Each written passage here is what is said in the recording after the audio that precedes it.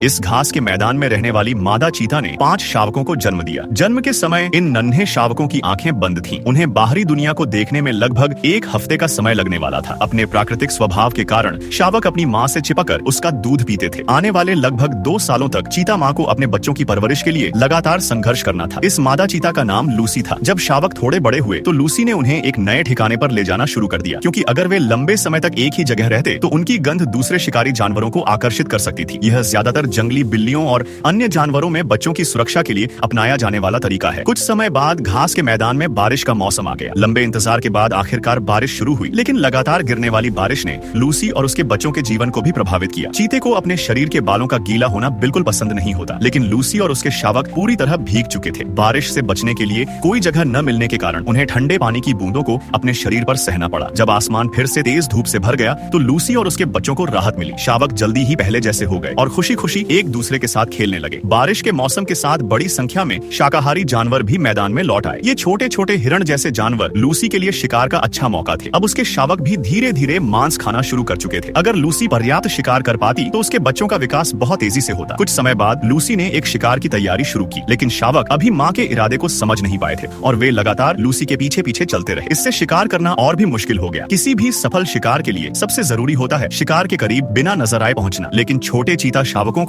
अभी शिकार की बिल्कुल भी समझ नहीं थी। उनकी हरकतों ने लूसी की पूरी योजना बिगाड़ दी। अब वे पूरी तरह शिकार की नजरों में आ चुके थे। शाकाहारी जानवरों ने उन्हें देख लिया था, जिससे इस शिकार के सफल होने की संभावना लगभग खत्म हो गई थी। लेकिन तभी लूसी की नजर एक नए शिकार पर पड़ी। वह जानवर आसपास की स्थिति से पूरी तरह अनजान था। लूसी ने मौका देखते ही तेजी से हमला कर दिया। कुछ ही पलों में उसने अपनी रफ्तार को पूरी सीमा तक पहुंचा दिया। एक जबरदस्त पीछा करने के बाद आखिरकार लूसी ने शिकार कर लिया। यह शिकार इतना था कि उसका पूरा परिवार भरपेट भोजन कर सकता था। समय इसी तरह धीरे धीरे गुजरता रहा। अब लूसी के साथ केवल 3 शावक बचे थे। उसने अपनी पूरी कोशिश की थी, लेकिन दुर्भाग्य से 2 शावक जीवित नहीं रह सके। फिर भी लूसी की कोशिश सफल रही, क्योंकि उसके बचे हुए तीनों शावक अब जीवन के सबसे खतरनाक दौर को पार कर चुके थे। अगर उन्हें पर्याप्त भोजन मिलता रहा तो वे आसानी से वयस्क हो सकते थे। जब शावक खेल रहे थे तभी लूसी ने एक और शिकार शुरू किया। उसकी तेज दौड़ने की क्षमता ही शिकार के समय उसका सबसे बड़ा हथियार थी। आखिरकार लूसी ने एक छोटे हिरण जैसे जानवर को पकड़ लिया, लेकिन इस बार इस शिकार का एक अलग उद्देश्य था। अब उसके बच्चों को शिकार करना सीखना था। छोटे जानवर की भागने की कोशिश ने नन्हे चीता शावकों के अंदर छिपी शिकार करने की प्रवृत्ति को जगा दिया। वे उस जानवर के पीछे तेजी से दौड़ने लगे। यह दृश्य देखने में भले ही कठोर लगे, लेकिन चीता शावकों के बड़े होने की प्रक्रिया का यह एक जरूरी हिस्सा था। आने वाले समय में लूसी अपने बच्चों को शिकार करने की हर कला सिखाती रहेगी, जब तक कि वे खुद से जंगल में जीवित रहने के लिए पूरी तरह सक्षम नहीं हो जाते।